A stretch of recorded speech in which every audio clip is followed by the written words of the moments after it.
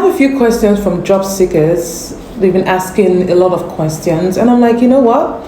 Before I close for the day, let me just take time to answer some of these questions and just make it public for a lot of people to see. Okay. So the first question I have here is, why am I applying for so many roles and I'm getting no response?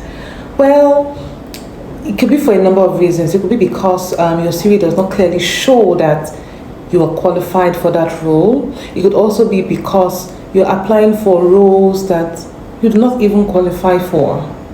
You can't be an accountant and you're applying for a civil engineer position, okay? Clearly it doesn't match and you're not going to get any response. And it could also be because there are a lot of competition for that positions. Maybe we had over 1,000 CVs for that position, so the competition was quite high. That's why.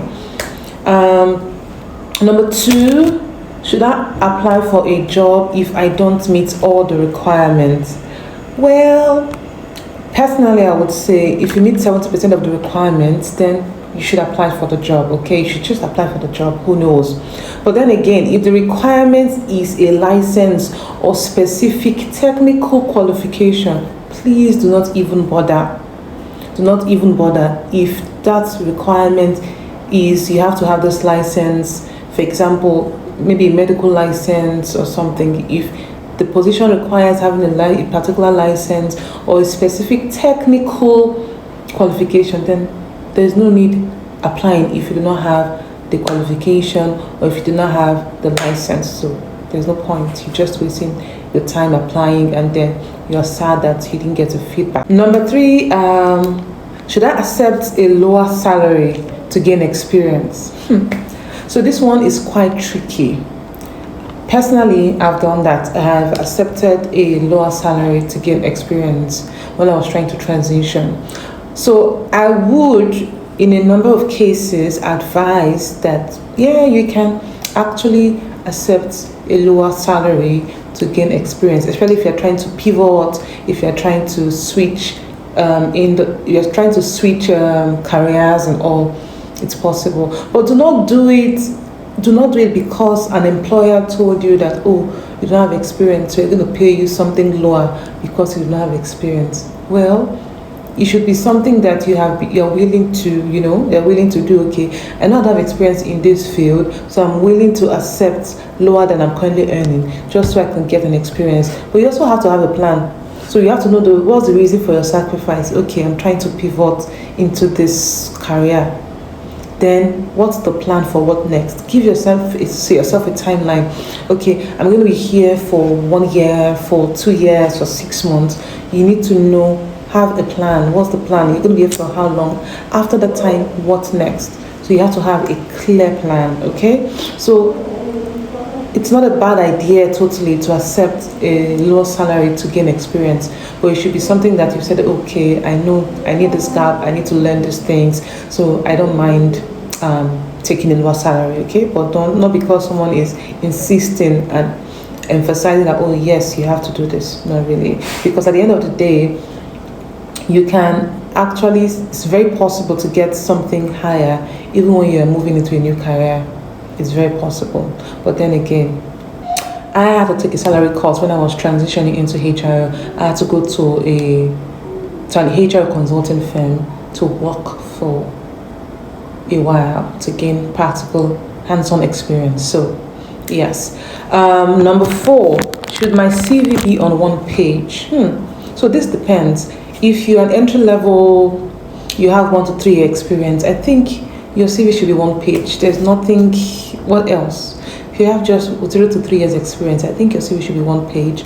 If you have above 3 years, maybe 3 to 8 years, yeah, then you can have 2 pages and all. So it depends on your experience per se. Depends on the number of years of experience you have. Some people have very intense and robust experience, so they have even up to 3 pages. But for if you're an entry level, 1 page is fine, really.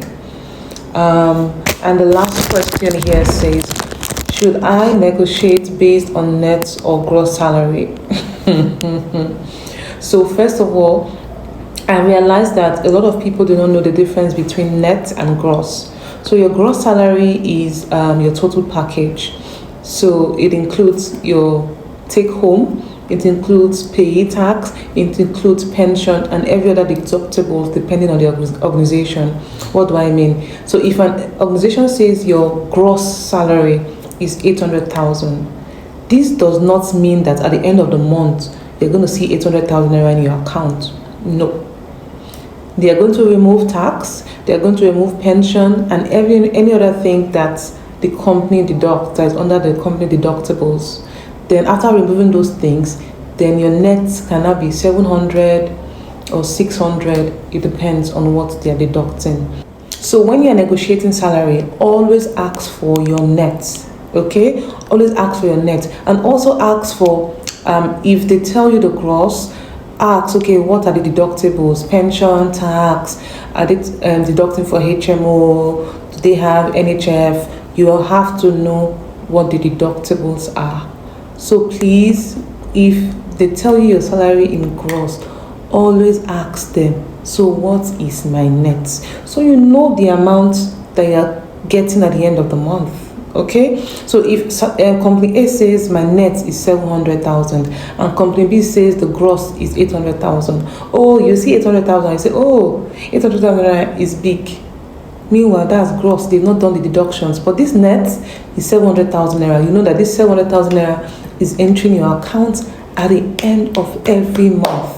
So net is what enters your account at the end of every month, your take home, while gross is a total of what enters your account and all the deductibles, tax, pension, and every other thing. So for gross, they have to remove all the deductions first before you now know what goes into your account, which is the net salary. So I hope that helps. So those are the 5 questions I'll be treating today.